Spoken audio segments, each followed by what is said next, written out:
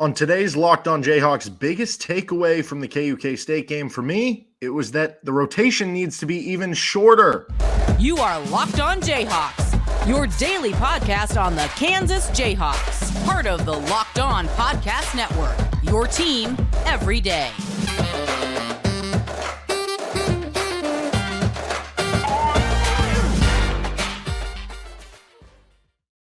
I'm Derek Johnson. You can find me on Twitter at DJohnsonRadio. Find Nick Schwert on today's show at Nick_Schwert.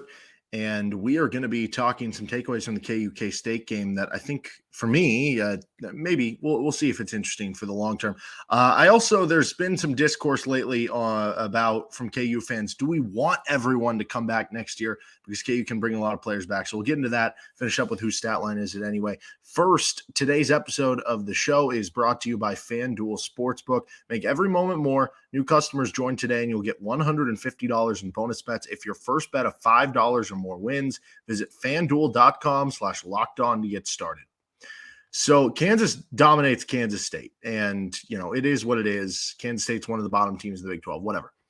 But I did find it interesting. Parker Brown, who was listed as kind of questionable going into the game with the injury, he ended up playing at the very end. So I don't know if that indicates that he was actually available or if that was just like, hey, we're up by so much, it's a minute left. Who cares if he has to hobble on the court with the walk-ons? Either way, my big takeaway from the game is that Parker Brown has done a serviceable job in everything that you've needed him to do. Just come in there, be the backup center for 5 to 7 minutes per night, and don't mess anything up. And I think he's done a fine job at that. But I think now that we're getting to the ending point of the regular season, and there were some minutes in there where you saw KJ Adams playing as the backup 5. Basically, when you look at it, there's only going to be, 5 to 8 to 10 minutes a game where you need somebody to be the backup 5 to Hunter Dickinson. And Hunter Dickinson has the best on-off net rating on the team, plus 15.8 on the season. You know who's last on the team besides walk-on? Parker Brown, who's minus 14.7. And the next closest on that list isn't up till negative 4.5. And I say all that to say that, yes, part of what's hurting Parker Brown there is that Hunter Dickinson's so good. And part of what's helping Hunter Dickinson's number look so good there is that Parker Brown is basically a walk-on center for all intents and purposes. Point being, this team has a very small margin for error, as you know, compared to other KU basketball teams. So I know only 5 to 7 minutes or whatever it ends up being a night where you're playing KJ Adams at the backup 5 instead of Parker Brown is really not that much. But for a team that has to live on the margins, to me, my biggest takeaway was I think they need to cut the rotation even tighter. 6-man rotation for the NCAA tournament.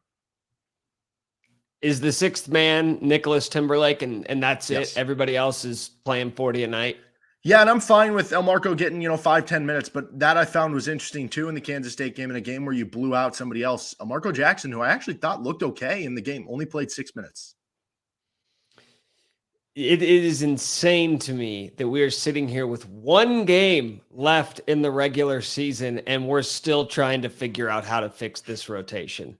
I mean, there have been some talking points. There have been some question marks in years past that have kind of persisted throughout the season. Maybe they'll go away for a week or two and then they come back. And a lot of times it is the rotation, because I do find it funny. This year, I feel like it's probably a little bit more justified, but the rotation is always something that we talk a lot about because it's one of those things, like we've all played NBA 2K, we all know how to make substitutions. And so we think hey, this guy sucks. Why don't you play this other guy? Right? That's basically what it comes down to. And we can all do that. We can all engage in that. No, I'm saying the opposite. Cut it, narrow it down even further. Well, you really aren't saying the opposite. You're saying Parker Brown sucks, so play these other guys way more. I don't know. Part of me saying, I can't really argue with any of that. Keep the starters in. The bench guys are no good. But also, they've been playing basketball for 4 months. I get it. It's the end of the year. So you lay it all out there. You leave it all out, and you give yourself the best chance you have to advance. I think it's asking quite a bit of these guys to say, hey, know how you've played like more than any other starting five in college basketball this year. You're pretty tired, huh, KJ? You're pretty tired, huh, Hunter? And they're like, yeah, we are. We sure could use a breather, coach. And he's like, okay, well, it's actually what I wanted to talk to you about. You're going to see an uptick in minutes here in March Madness, and you're going to play 2 games in a 3-game stretch. Like, can you not close your eyes and envision that, like that second game of the weekend, regardless of what weekend it's at, whether it's round of 32, Elite 8, where this team's just gassed because all these dudes just played 40 minutes 2 nights prior, and now you're going up against a team that is objectively better than the one you played 2 days ago. So that, to me, is my biggest concern. I don't really have an alternative option for you, because I'm not going to sit here and say, no, the path to the Final Four is Parker Brown, quality minutes. Like, that's not the answer either. But I just think that this team has been stuck between a rock and a hard place all season long. Well, I think to me it helps in a couple ways. Like I said, it's minuscule, but that 5 to 7 minutes, playing KJ Adams at the 5 is a big upgrade over playing Parker Brown there. And if that's a 2, 3, 4 point difference in a game, in a second round NCAA tournament game with a team with tighter margins for error, like that could be the difference. And then on top of that, it also means that, let's say KJ Adams is playing 35 minutes in that tournament game. If he's having to play whatever it is, 8 minutes at the center, that now means you're playing a few extra minutes of a fourth guard, say Timberlake at the 2, Furphy at the 3, McCullough at the 4, however you want to line that up, around Hunter Dickinson, which I think helps a little bit of the spacing issues and the 3-point issue. So I actually think there are a lot of ways where that is beneficial, but you're right. There's 1 game left in the regular season. So how much are we really going to figure out? You mentioned something there with the fatigue that I find interesting. This is going to be a really dumb question, but I'm going to ask it anyway because it's going to be a fun question to ask. Big 12 tournaments next week. Hypothetically, right now, Kansas could have to play 4 games in 4 days if they don't have the double bye. Now, that would take you winning all the games to play all 4. Would Kansas be better off not? Would Kansas be better off being like, you know what, we're good. We're going to try to win the first game, and then we're out of here? Because as a team that, like you said, like they could be fatigued pretty easily. Does playing 4 games in 4 days seem appetizing heading into the NCAA tournament? The part that confuses me is the fact that you said you set this up as it was going to be a dumb question. I don't think it's a dumb question at all. In fact, I think we asked. But it's dumb from the standpoint season. If you asked that to Bill Self, he would be like, "You're saying we're going to try to lose? Like, what are you asking me?" Well, no. And my response to Bill would be, "No, Bill, we're not asking you to not try and. We're not asking you to try and lose. We're just asking you to not try so hard to win."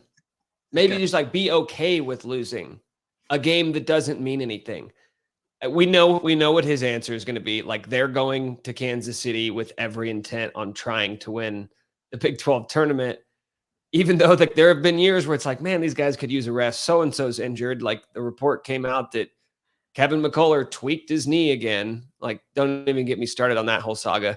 But yes, they need to rest. They have 5 guys. And then Nicholas Timberlake, who like once every 2 weeks will kind of show up and hit a few big shots. But this team, more than any team, perhaps in the Bill Self era, could desperately use a few get-right days. But you and I both know that's just not going to happen. If they do, like, here's the other part, though. They could just lose left to their own devices. Like, we've seen enough evidence this year to suggest that this team is fully capable of having an early exit in the Big 12 tournament without them outright trying to have an early exit in the Big 12 tournament.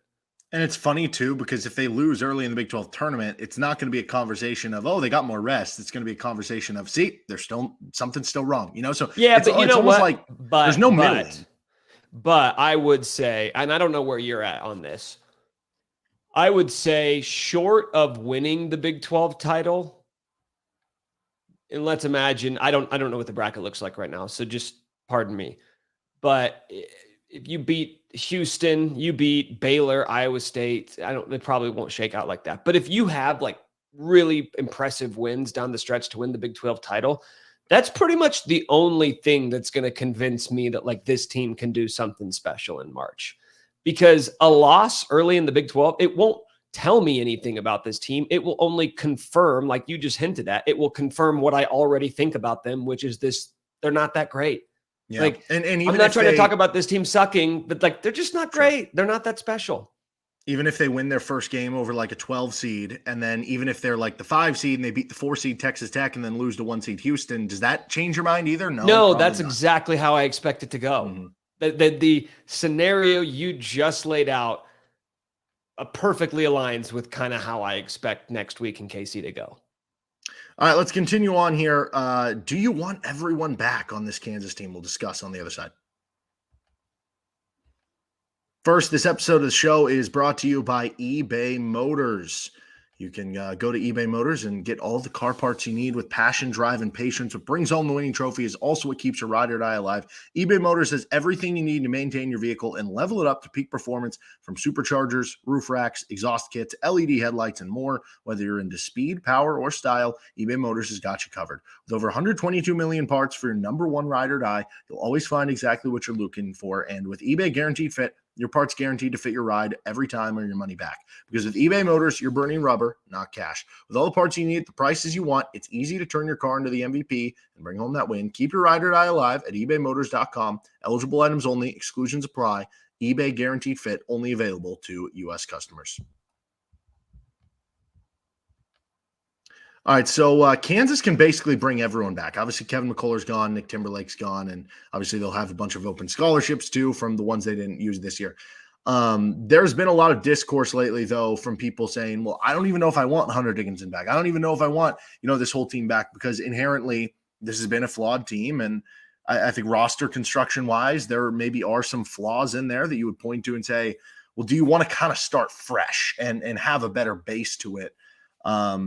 So, Dajuan Harris can come back. KJ Adams can come back. Hunter Dickinson can come back. We'll see what happens with Johnny Furphy and his NBA decision. Are they going to, basically show the door to maybe some of the freshmen or are they going to say, come back and we want to see another year? I don't know. When you view this question, would you want everyone back? Would you want to basically run it back minus Kevin McCullough and whatever you add, via freshmen and the portal and all that stuff? What would your answer be? Okay, so I think that's you phrased it correctly, because I think a lot of people, it's like you have a bad burger, you don't say I'm never going to eat burgers again. It's like, well, maybe the meat was no good. Maybe the produce wasn't fresh. You don't just say, nope, get rid of it all. I'm only eating hot dogs from now on. It's like, no, it just wasn't prepared properly. Like there were a few things that didn't mix well together. And that's how I feel about this team. Roster construction, you said it. The pieces are good. I don't know that they fit well next to each other. I think you just go through one by one. Okay, Dajuan Harris, even if I didn't want Dajuan Harris back, I would say he gets to come back because he started for a national championship team. So you got a ring. You're a legacy pick. You have been grandfathered in. Welcome back, Dajuan Harris, for your 17th season. Hunter Dickinson's kind of the same thing. It's like Hunter and Dajuan, both great individual players, but you've got a pass-first point guard and a guy who really has like a magnetic force offensively down low. Both of those guys, Derek, they need the same things around them. They need shooters around them. Neither one of them had it. And so even though you saw some good individual efforts from both of those guys, independent of one another and independent of everything that was going on, it just wasn't the perfect system around them. The Hunter Dickinson stuff is funny. This team, Michigan, his freshman year, went to the Elite Eight. Derek, they were the number one team in the country. That was a great team. And what did he have around him that year? Shooters. Turns out you put a bunch of 40% shooters around a dude who's the most efficient post player in America, you're probably going to be pretty tough to beat on most nights. So those are the two guys I want to start with.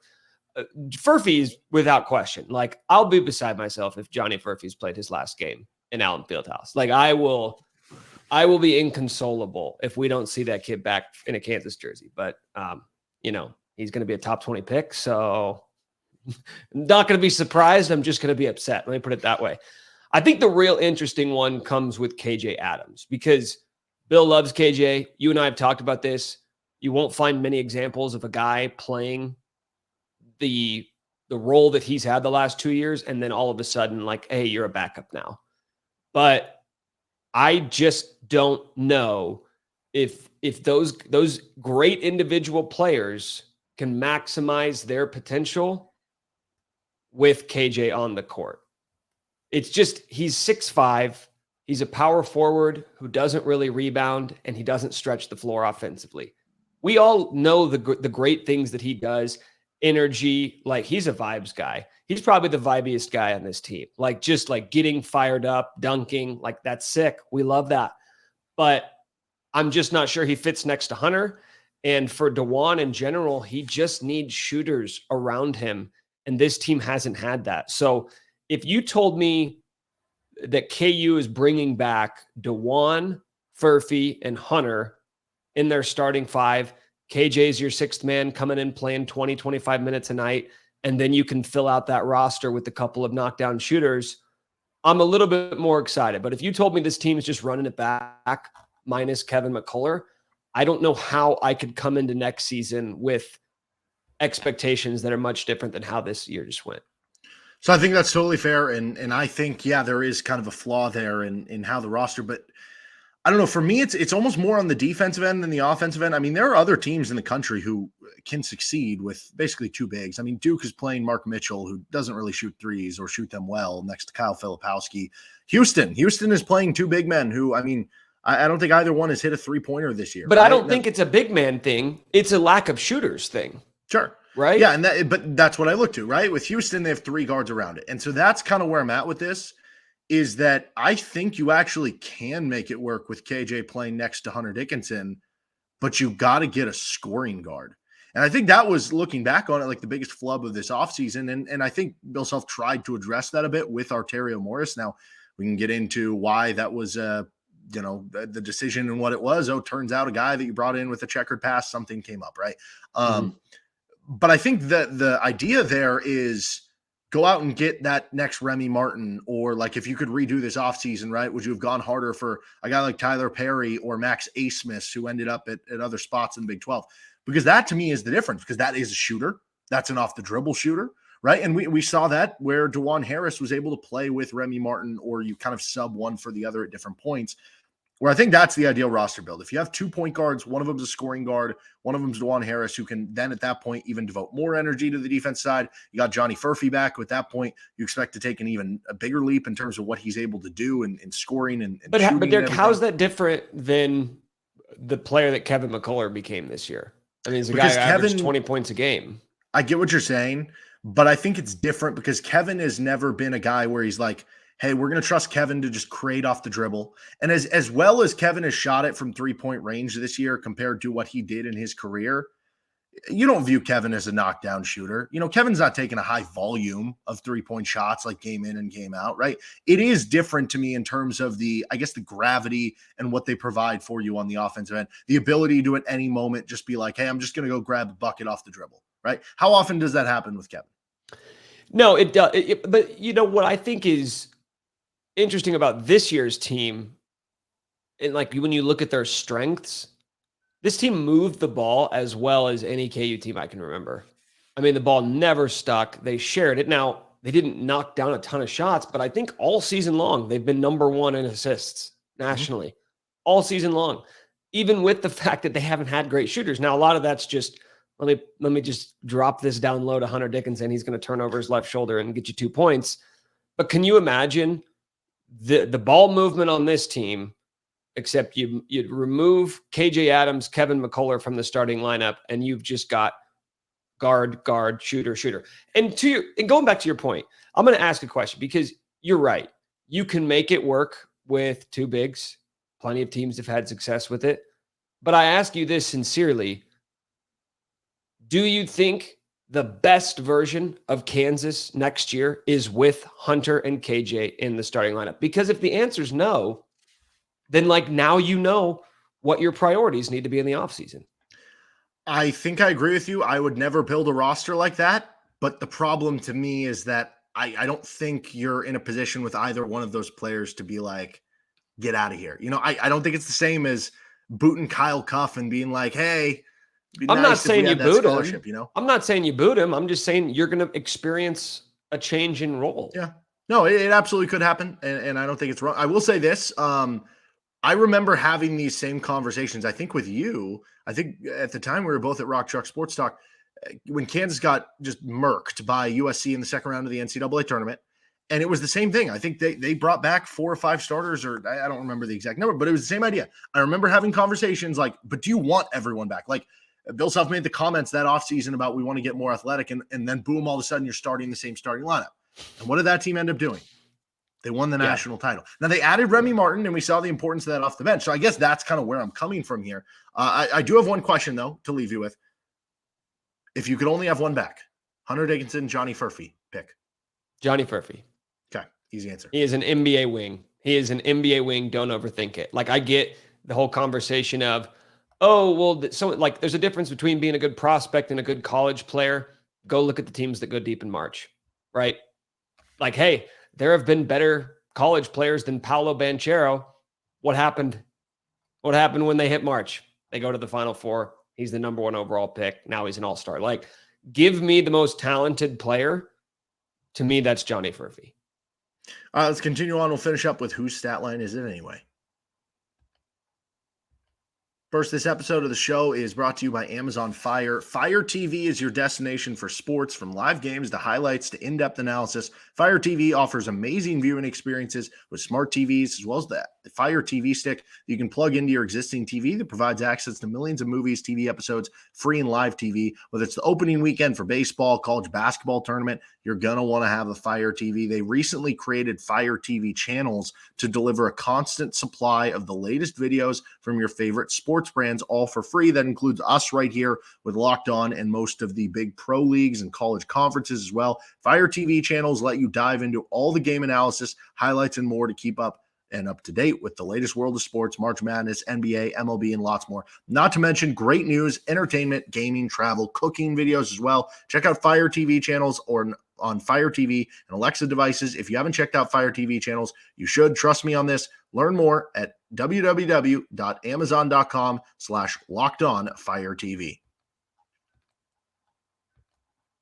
All right, finishing things up here with a little whose stat line is anyway. First up, last 3 games, this player is averaging 8 points per game. They're shooting 11% from 3.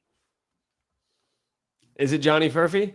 It is Johnny Furphy. Is this the freshman wall? No. Johnny Furphy transcends your tropes of what you expect young basketball players to do. Hey, Kevin McCullough came back.